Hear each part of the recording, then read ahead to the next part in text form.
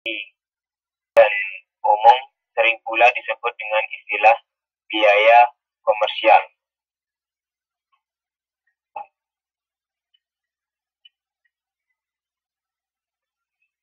Kemudian yang selanjutnya,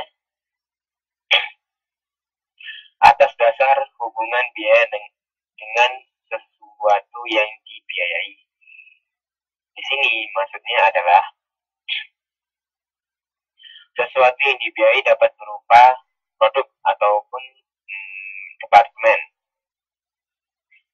Di sini biaya dapat dikelompokkan menjadi dua golongan, yaitu biaya langsung dan biaya tidak langsung. Biaya langsung adalah biaya yang terjadi yang penyebab satu-satunya adalah karena adanya sesuatu yang dibiayai. Jika sesuatu yang dibiayai tersebut tidak ada, maka biaya langsung ini tidak akan terjadi. Dengan demikian, biaya langsung akan mudah diidentifikasi dengan sesuatu yang dibiayai. Dalam hubungannya dengan produk, biaya langsung terdiri dari biaya bahan baku dan biaya tenaga kerja langsung. Dalam hubungannya dengan departemen, biaya langsung adalah semua biaya yang terjadi di dalam departemen tersebut. Contohnya, biaya tenaga kerja yang bekerja di dalam departemen pemeliharaan. Dari biaya depresiasi mesin yang dipakai dalam departemen tersebut merupakan biaya langsung dari departemen tersebut. Kemudian, biaya tidak langsung. Biaya tidak langsung adalah biaya yang terjadi tidak hanya disebabkan oleh sesuatu yang dibiayai.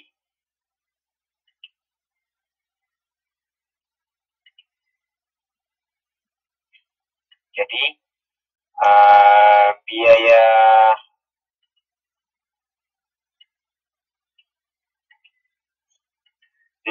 tidak langsung ini dapat juga diartikan sebagai biaya yang terjadi tidak hanya disebabkan oleh sesuatu yang dibiayai. Biaya tidak langsung dalam hubungannya dengan produk tidak mudah diidentifikasi dengan produk tersebut.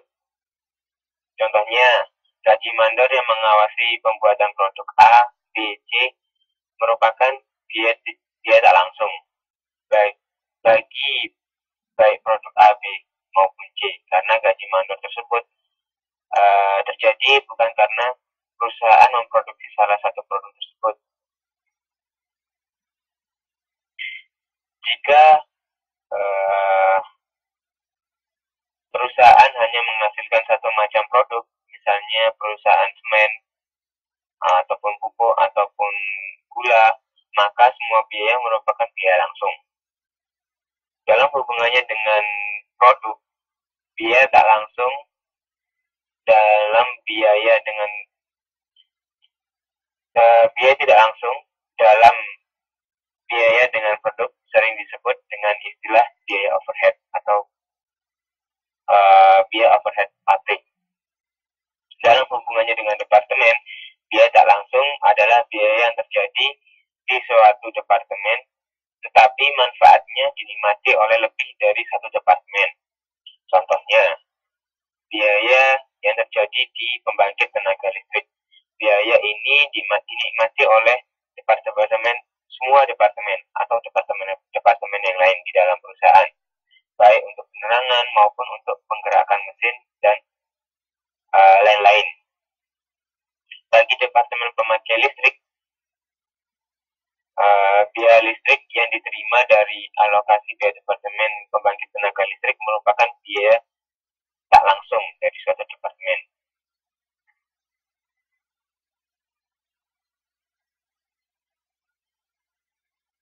Jadi seperti itu perbedaan antara biaya langsung dan biaya tak langsung.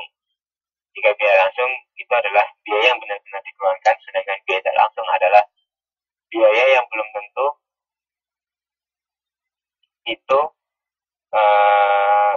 kita tidak mengeluarkan secara langsung, tapi kita memperoleh manfaatnya. Kemudian yang selanjutnya, atas dasar perilaku dalam hubungan dengan perubahan volume kegiatan. Di sini,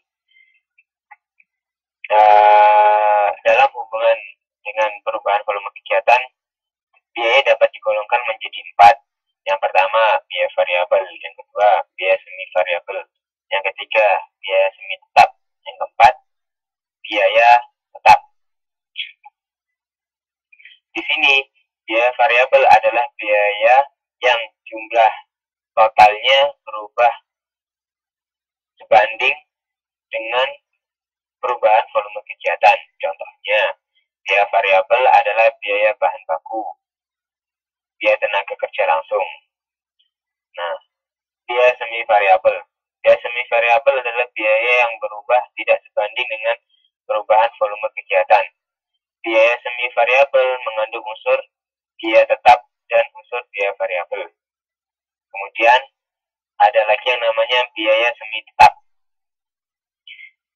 Biaya semi tetap ini merupakan biaya yang tetap untuk tingkat volume kegiatan tertentu dan berubah dengan jumlah yang konstan pada volume produksi tertentu.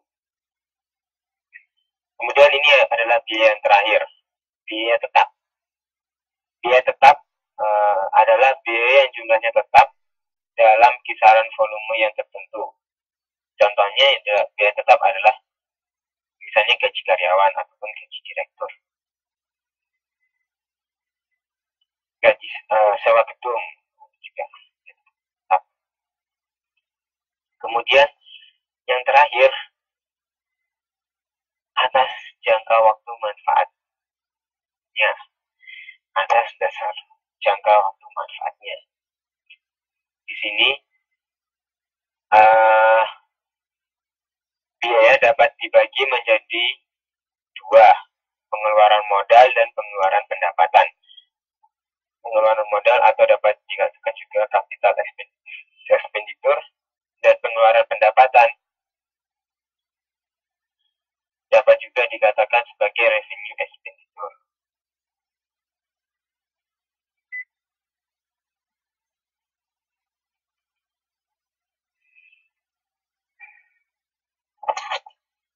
Jadi, untuk pengeluaran modal adalah pengeluaran biaya yang mempunyai manfaat lebih dari 1 periode akuntansi. Biasanya 1 tahun. Pengeluaran modal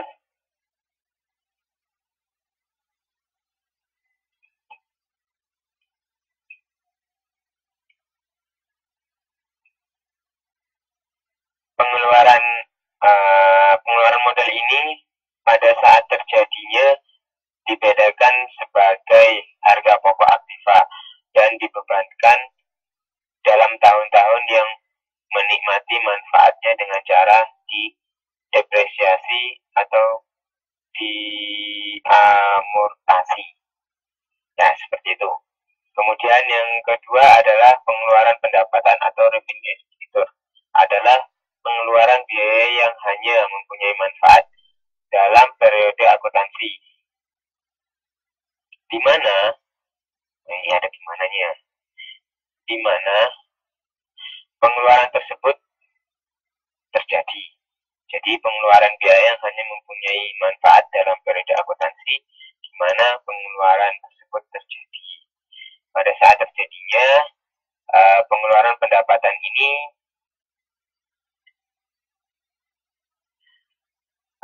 dibebankan sebagai biaya dan dipertemukan dengan pendapatan yang diperoleh dari pengeluaran biaya tersebut.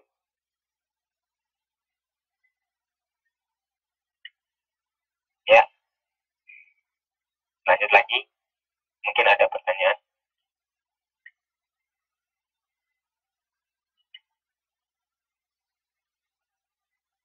Ya, contoh pengeluaran pendapatan ya. Jadi di sini contoh pengeluaran pendapatan itu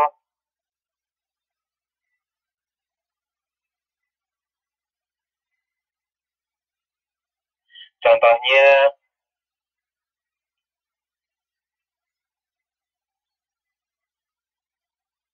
Contohnya misalnya seperti ini.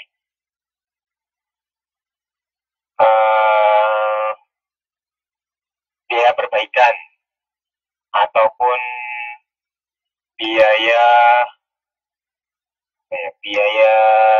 kalau dalam pabrik, dalam sebuah perusahaan manufaktur, mungkin pengeluaran pendapatan di sini adalah contohnya biaya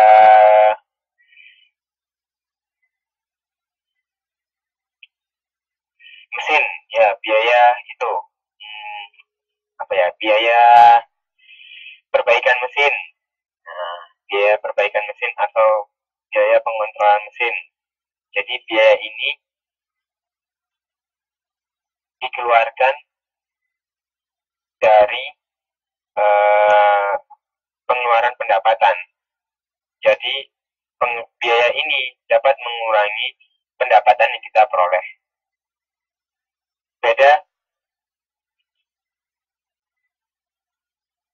Beda dengan jadi perbedaan antara pengeluaran modal dengan pengeluaran pendapatan itu terdapat pada jangka waktunya. Biasanya kalau pengeluaran modal, misalnya kita mengeluarkan untuk jangka waktu seterusnya, itu namanya pengeluaran modal. Misalnya kita pembelian mesin. Nah, itu mesin itu kan kita dapat pergunakan dalam jangka waktu yang lama. Sedangkan pengeluaran pendapatan itu merupakan pengeluaran yang terjadi ya pada saat itu saja, dipergunakan pada saat itu saja. Contohnya kalau dalam perusahaan perbaikan mesin. Jadi seperti itu.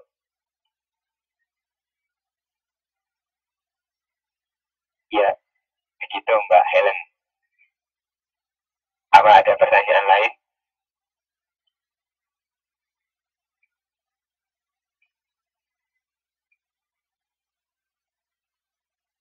Ya, karena tidak ada. Oke, kita lanjutkan lagi. Nah, sekarang kegiatan belajar 6. Metode pengumpulan harga pokok. Di sini, metode pengumpulan harga pokok itu ada dua. Metode harga pokok pesanan dan metode harga pokok proses.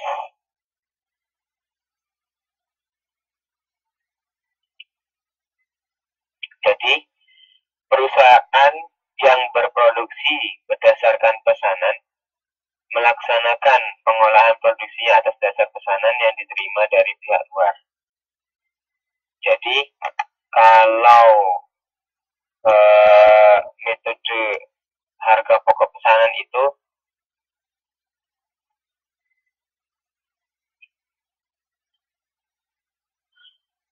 contohnya seperti percetakan buku. Contohnya seperti percetakan.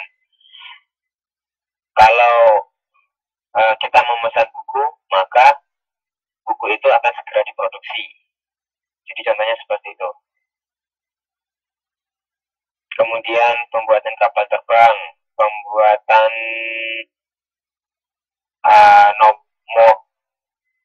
mobil, vendor, kemudian baju, jaket, dan lain sebagainya.